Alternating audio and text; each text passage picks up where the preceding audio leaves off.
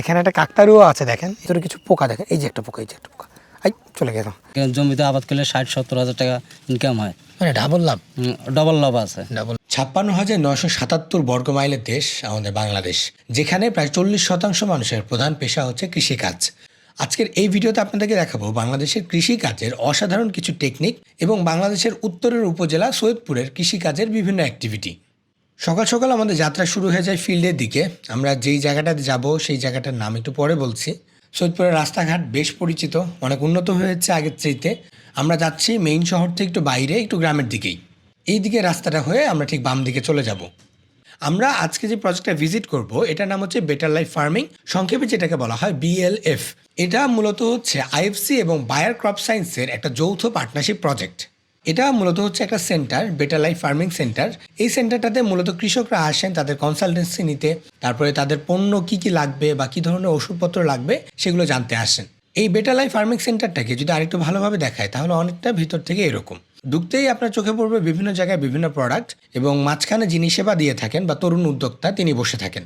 তো সুন্দর দোকান দেখেন, মানে আমার এখানে চমৎকার কিছু প্রোডাক্ট ডিসপ্লে করা, যখন যেই প্রোডাক্ট যেটার জন্য দরকার সেটা সুন্দর করে এখানে উল্লেখ করা। সো কৃষকরা এখান থেকে কনসালটেন্সিও পাচ্ছে, প্লাস হচ্ছে তাদের যে প্রোডাক্ট সেটা এখান থেকে নিতে পারছে। আর এগুলো নিতে তার আগে এখানে একটা কনসালটেন্সি নিতে হয়। যেই তরুণ উদ্যোক্তা আছে বা BLF যেই এন্টারপ্রেনার আছে, সেই এন্টারপ্রেনার ওনাদেরকে মূলত এখান থেকে কনসালটেন্সিটা দিয়ে থাকেন, এবং সেই অনুযায়ী কৃষকরা ওষুধ বা যে কোনো পণ্য লাগলে সেখান থেকে নিয়ে যান। এরপর এই সেন্টারের দায়িত্বে যে ইয়াং এন্টারপ্রেনার ছিলেন ওনাকে নিয়ে আমি একটু বের হয়ে গেলাম ওনার ধান ক্ষেতটা ভিজিট করতে, কেননা উনি কৃষকদের সাথে কিভাবে কাজ করছেন এটা নিয়ে আমার আরেকটু বিস্তারিত জানা প্রয়োজন। হ্যাঁ, এইখানে কত বছর হলো আপনি বেটার লাইফ ফার্মিং? প্রায় 5 বছর। 5 বছর কাজ করতেছেন। তো এখান থেকে আপনারা মানে মূলত কৃষকদেরকে কী কী ফ্যাসিলিটি দেন? এখানে ফ্যাসিলিটি পায়, সঠিক পরামর্শটা পায়, সঠিক পরিবেশ বান্ধব ট্রিটমেন্টটা পায়, কীটনাশক যেটা দেওয়া হয় অনেক কার্যকর এটা পায়, প্লাস ক্রেডিট ব্যবসার একটা সুযোগ কৃষকরা পায়। 6 মাস পর পর টাকা ক্লোজ করার একটা সুবিধা কৃষকরা পেয়ে থাকে এখানে। তার মানে আপনার কৃষকরা আপনাদের থেকে কনসালটেন্সিটা পাচ্ছে, জি। আপনাদের থেকে সঠিক যেটা পণ্য বা সঠিক যেটা প্রোডাক্ট পাচ্ছে, দরকার জি। সেই সঠিক প্রোডাক্টটা পাচ্ছে, জি, জি। প্লাস ফিনান্সিয়াল যে সুবিধাটাও পাচ্ছে। তাদের যে ফিনান্সিয়াল যে সাপোর্টটা দরকার সেই ফিনান্সিয়াল সাপোর্টটা সেটাও আপনাদের পাচ্ছে, পাচ্ছে। জি। বাহ, ভালো লাগছে আমার কাছে বিষয়টা। আমার আসলে এই জিনিসগুলো জানার দরকার ছিল যে তারা মূলত কৃষকদের সাথে কিভাবে কাজ করছেন এবং কৃষকরা তাদের মাধ্যমে কিভাবে উপকৃত হচ্ছেন। খুব সুন্দরভাবে তিনি বুঝিয়ে দিয়েছেন, এটাতে আমি ক্লিয়ার। সুন্দর গ্রামীণ রাস্তা, আর আমরা হচ্ছে একটা ভ্যান নিয়ে নিছি, ভ্যানে চড়ে চড়ে যেতে ভালোই লাগছে। এতক্ষণ আমরা হচ্ছে তাদের সেন্টারে ছিলাম বা দোকানটার মধ্যে ছিলাম, যেখানে তারা কনসালটেন্সি দেন বা হচ্ছে প্রোডাক্টগুলো প্লেসমেন্ট করেন বা কৃষকদেরকে পরামর্শ দেন আর কি।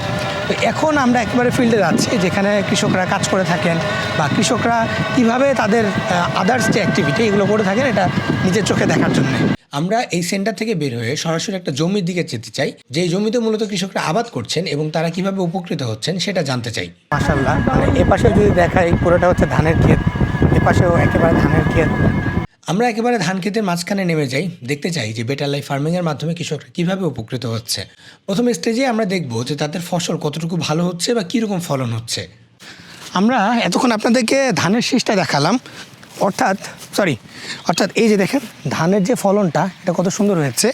পাশে একটা হচ্ছে ভুট্টার জমি আছে, আমরা ভুট্টার জমিটা একটু দেখাই। এটা হচ্ছে একটা ভুট্টার ক্ষেত, আপনি ফলনটা দেখাই জাস্ট, এই যে দেখেন কত সুন্দর ভুট্টা হয়েছে। আমি পাশাপাশি দুটো জমি দেখাই, এটা হচ্ছে ধানের শীষ বা ধানের জমি, আর এটা হচ্ছে ভুট্টার জমি। এই যে দেখেন কত সুন্দর, প্রতিটা ধানের শীষ একেবারে প্রপারভাবে ধরেছে। মানে ওনাদের যেগুলো প্রোডাক্ট এটা কৃষকরা এতটা বিশ্বাস করে বা এতটা ভালোভাবে নেয় যে ওনাদের জমিগুলোতে আসলে এটার কারণটাই হচ্ছে ওনাদের জমিগুলোতে ফলন যেহেতু ভালো, এ কারণে কৃষকরা আসলে ফুললি ট্রাস্ট করে এবং প্রপারলি নিয়ে থাকেন। এরপর আমরা একটু কৃষকদের কাছে চলে যাই, একেবারে কৃষকদের সাথে কথা বলতে চাই এবং তারা কিভাবে বেনিফিটেড হচ্ছে সেটা আমরা একেবারে তাদের কাছ থেকে শুনতে চাই। এখানে আমরা এক চাচাকে পাই, চাচা মূলত ঘাস কাটছিলেন। ধান ক্ষেতের এই ঘাসগুলো মূলত কাটা হচ্ছে গবাদি পশুর জন্য। সেখানে আমরা আরেক কৃষক ভাইকে পাই, যিনি তার কৃষি জমি দেখাশোনা করছিলেন। তিনি একই সাথে সার্ভেয়ার এবং কৃষক প্রজেক্ট থেকে উপকৃত হচ্ছেন। সালাম আলাইকুম ভাই। ওয়ালাইকুম সালাম। আপনার নাম কি? সার্ভেয়ার মোহাম্মদ আশরাফুল কুরানি।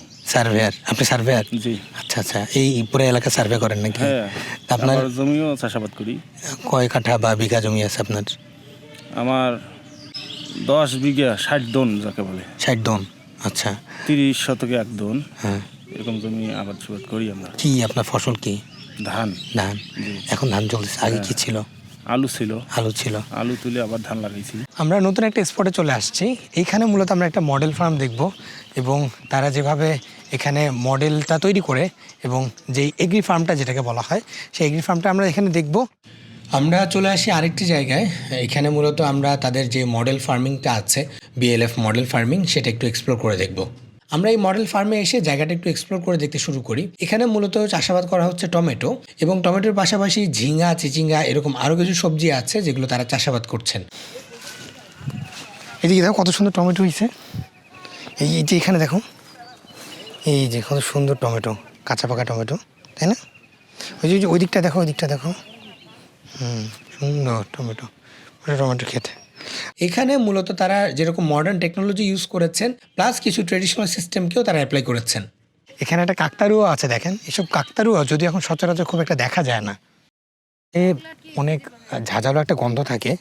মূলত এই গন্ধটার কারণে পোকারা আসে এবং এখানে এসে আটকে যায়। এই যে দেখেন এখানে কত ছোট ছোট কিছু পোকা আটকে আছে। ইনফ্যাক্ট আপনি যদি ওনাদের এই মডেল ফার্মে ঘোরেন তাহলে এরকম ছোট ছোট কিন্তু ফাঁদ দেখতে পারবেন। এই ফাঁদগুলো যদি আমি আপনাদেরকে একটু খুলে দেখাই, এই দেখেন এখানে একটা ওষুধ দেওয়া আছে। মূলত এটার গন্ধেই পোকামাকড়রা চলে আসে এবং এখানে যখন আসে তখন এটার ভেতর থেকে আর বের হতে পারে না। আর ভেতরে কিছু পোকা, দেখেন এই যে একটা পোকা, এই যে একটা পোকা, এই চলে গেল। সো এখান থেকে আর বের হতে পারে না। সো এভাবেই পোকাটা নিধন করা হয়। এই ছোট্ট এক বাংলাদেশে কত ইন্টারেস্টিং ওয়েতে যে আসলে কৃষিকাজ করা হয় সেটা যদি এই সৈয়দপুরে না আসতাম বা বেটার লাইফ ফার্মিংয়ের এই প্রজেক্টটাতে না আসতাম তাহলে হয়তো আমি জানতেই পারতাম না। বিশেষ করে সকালে যেরকম আমরা গিয়েছিলাম একটি স্পটে, ভালো কথা, ওই স্পটের নাম ছিল আমজাদের মোড়। আর এখন আমরা যে স্পটটাতে এসেছি এই জায়গাটার নাম হচ্ছে বোতলাগাড়ি। শুধুমাত্র এই ছোট দুটো জায়গাতে ঘুরে আমি এত ইন্টারেস্টিং কিছু পদ্ধতি দেখতে পেরেছি, এটা হয়তো আমি না ঘুরলে জানতেই পারতাম না। আমরা তো আসলে কয়েকটা জায়গা দেখলাম। ওই পাশে ধান ক্ষেত দেখে আসছি, ভুট্টার ক্ষেত দেখে আসছি, এখন টমেটো খেতে আসছি। ও পাশে হচ্ছে ওনাদের যেটা বলে কায়তা বা চিচিঙ্গার ক্ষেতটা দেখলাম। একটু ওনাদের কৃষকদের সাথে কথা বলবো। আর ইন্টারেস্টিং পয়েন্ট হচ্ছে আমরা এখন যাদের সাথে কথা বলবো তারা হচ্ছেন নারী কৃষক। হ্যাঁ, তাহলে এখানে কয়জন জমি আছে? এতে একদম জমি আছে, একদম জমি আছে, মানে 30 শতক জমি আছে। 30 শতক। হ্যাঁ, আগে তো বিএলএফ ছিল না, না এখন তো বিএলএফ আসছে। এখন বিয়েলে আগের কি অবস্থা, এখনকার কি অবস্থা? এখনকার অবস্থা মনে করেন এই পানি দিতে লাগে না, এটা মনে করেন ইয়ে ভিজে থাকে, হ্যাঁ। পলিথিনটা দিয়ে ভিজে থাকে। হ্যাঁ, এই বুদ্ধি কি বিএলএফ দিছে? ইয়ে দিছে বিলে। আচ্ছা, এখন এইটা দিয়ে মনে করেন এইটা মাটিটা অসল থাকি যায়, হ্যাঁ মাটিটা বেশি শুকায় না, হ্যাঁ। সেই জন্য এইখানে এই ধরে মনে করেন পানি ইয়ে। এই বিএলএফ আসে আপনাদের আর কি লাভ হয়েছে? আর কি লাভ হয়েছে? ফলন টলনে কোনো পরিবর্তন আসছে? ফলনের লাভ আছে।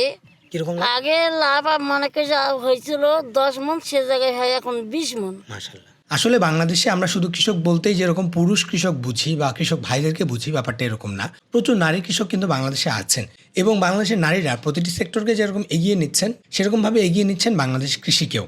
আমরা এতক্ষণ একজন নারী কৃষকের মুখ থেকে বিএলএফ কিভাবে তাদেরকে উপকার করছে সেটা শুনছিলাম। এবার আসি একজন কৃষক ভাইয়ের কাছে, তার মুখ থেকে মূলত আমরা শুনবো বিএলএফ এখানকার কৃষকদেরকে কিভাবে উপকৃত করছেন। তরকিল ভাই, আপনি এখানে কি লাগাইছেন? আমি তো ঘাস লাগিয়েছি ভাই। তো এগুলো কি তার মানে ঘাসগুলো চাষাবাদ আপনি করেন? আমি করে সার টার দেয়, পানি টেনে দেয়, গোবর টাবর আছে, গোবর দেয় এগুলো। আচ্ছা, তো এটার এই ঘাস লাগানো বা পরিচর্যার এটা পরামর্শটা কোথা থেকে নিছেন? বিএলএফ থেকে নিছেন? হ্যাঁ, বিএলএফ থেকে। আচ্ছা, এই বিএলএফ আসার আগের অবস্থা কি ছিল, বিএলএফ আসার পরবর্তী অবস্থা কীরকম? মাঝে কাছে শুনছিলাম ভালো বিএলএফ, এই জন্য আমি এগুলো চাষ করছি, দেখেছি ফসল ভালো হচ্ছে। এখন ফসল ভালো হয়? এখন ভালো হয়। তো এই লাভের পরিমাণটা আসলে কীরকম? বিএলএফ আসার আগের লাভ আর এখন বিএলএফ আসার পরের লাভটা কীরকম? আগে ছিল এখানে 30,000 40 টাকা লাভ, এখন দন করিয়া জমিতে আবাদ করলে 60-70 হাজার টাকা ইনকাম হয়, মানে ডাবল লাভ। ডবল লাভ আছে, ডাবল লাভও আছে। এখানকার এত এত কৃষক যে উপকৃত হচ্ছেন সেটা কিন্তু এমনি এমনি না। বিএলএফ এর কর্মীরা চারদিকে ছড়িয়ে থাকেন এবং চারদিকে ছড়িয়ে থেকে এলাকার যে বেকার বা যারা একটু শিক্ষিত আছেন সে সকল শিক্ষিত যুবকদেরকে নিয়ে তারা একটু কাজ করেন। যেমন ধরেন তাদেরকে নিয়ে একটু বসে তাদেরকে ডিজিটাল কৃষি বা বর্তমান কৃষি নিয়ে তাদেরকে একটু বোঝানোর পরে তাদের মধ্যে থেকে যারা ইন্টারেস্টেড থাকে সে সকল তরুণদেরকে নিয়ে তারা তরুণ উদ্যোক্তা তৈরি করেন এবং এ সকল তরুণ উদ্যোক্তারাই কৃষকদেরকে নিয়ে কাজ করেন বর্তমান এ সকল ডিজিটাল কৃষি বা এই বর্তমান কৃষিকে এগিয়ে নিয়ে যাওয়ার জন্যে। আর এরকম বর্তমান কৃষিকে এগিয়ে নিয়ে যাওয়ার জন্য তারা তৈরি করে থাকেন এরকম কিছু বিএলএফ সেন্টার। কিন্তু এই তরুণ উদ্যোক্তাদেরকে তারা কিভাবে তাদের নিজেদের সাথে নেন সেই গল্পটা শুনবো তাদের মুখ থেকেই। রাজ্জাক ভাই, আপনারা এই যে যাদেরকে বিশেষ করে উদ্যোক্তা যারা আছেন যাদেরকে অনবোর্ডিং করেন বা তালিকাভুক্ত করেন বা কৃষক যারা আছে তাদেরকে তালিকাভুক্ত করেন, এই তালিকাভুক্তটা করেন কিভাবে? তালিকাভুক্ত করি অনেক গ্রামগঞ্জে অনেক পোলাপান গ্রাজুয়েশন কমপ্লিট করার পর বেকার থাকে, যারা ইয়াং জেনারেশন, তারা অনেক বেকার থাকার কারণে আমরা তাদেরকে একটা মানে জানি যে এই ছেলেটা এই জায়গাতে বসে আছে, তাদেরকে আমরা একটা লিস্ট করে তাদেরকে একটা কমিউনিটি মিটিংয়ের মাধ্যমে তাদেরকে একটা ডাকি। যদিও ওনার পাশাপাশি ওনার ক্ষেতেরই আরেক কৃষকের কাছ থেকে আমরা জানতে পারি আরও কিছু বেনিফিট। আমরা আগে 30 শতকে প্রায় 25-30-40 হাজার টাকা পর্যন্ত লাভ করতাম। বর্তমানে বিএলএফের মাধ্যমে আমরা পরামর্শ নেওয়ার ফলে আমাদের জমিতে আমরা সেখান থেকে 30 শতকে প্রায় 50-60 হাজার টাকা পর্যন্ত আমরা লাভবান হই। 20-30 হাজার টাকার মতো বেশি লাভ হচ্ছে। 20-30 হাজার টাকার মতো বেশি লাভ করতে পারতেছি। অর্থাৎ সব মিলিয়ে আমি যদি বলতে চাই তাহলে একদিকে যেরকম এক ঝাঁক মানুষের কর্মসংস্থান তৈরি হচ্ছে, অন্যদিকে আমরা পাচ্ছি এরকম ফ্রেশ কিছু খাবার দাবার। আমরা বেশি দেরি না করে বের হয়ে যাই, সন্ধ্যা নেমে আসবে তাড়াতাড়ি, তাই দেরি করা যাবে না। এই বেটার লাইফ ফার্মিং যেরকম অনেক তরুণ উদ্যোক্তাদেরকে তাদের কর্মসংস্থান দিচ্ছে, বেকার সমস্যাটাকে দূর করে দিচ্ছে, তেমনি কৃষকদেরকে তাদের নতুন অবস্থান থেকে আরো উপরের দিকে উঠতে সহায়তা করছে। যেরকম ভাবে আগে কৃষকদের কিন্তু বাজারের সাথে সেরকম একটা কমিউনিকেশন ছিল না, এখন সরাসরি তাদের সাথে বাজারে একটা সম্পর্ক তৈরি হয়েছে, যার কারণে লোকাল বাজারে তারা কিন্তু জিনিসপত্র বিক্রি করতে পারছেন এবং ভালো একটা রেটেই বিক্রি করতে পারছেন। প্লাস পাশাপাশি দূরে জমিতে আগে তারা যেখানে 10,000 টাকা লাভ করতেন সেখানে তারা লাভ করতে পারছেন 20,000 টাকা বা 30,000 টাকা, অর্থাৎ ডাবলেরও বেশি তারা লাভ করতে পারছেন। এদিক থেকে আমি বলবো বাংলাদেশের কৃষি যেরকম এগিয়ে যাচ্ছে, কর্মসংস্থান যেমন তৈরি হচ্ছে, তেমনি এগিয়ে যাচ্ছে বাংলাদেশের অর্থনীতিও। আমি আশা করবো বেটার লাইফ ফার্মিং যেন বাংলাদেশের কৃষকদের পাশে এইভাবে দাঁড়িয়ে থাকে এবং বাংলাদেশকে এগিয়ে যেতে আরও বেশি সাহায্য করে। ধন্যবাদ।